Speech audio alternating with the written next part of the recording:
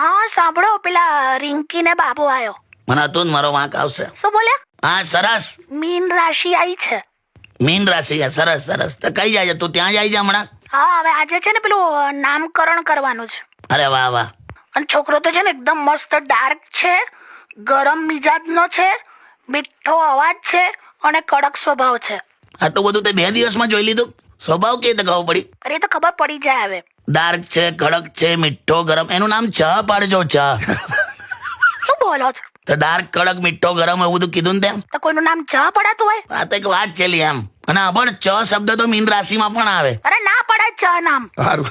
કાકી કેમ છો કાકી? બસ એકદમ મજામાં. અને હલો, હા, હું એકલી નથી જવાની, દક્ષા છે મારી જોડે.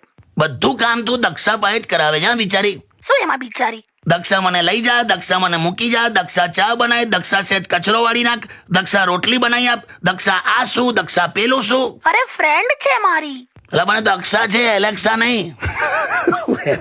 અને હું કોણ એલેક્સા? મુકાવે જા જઈ આય.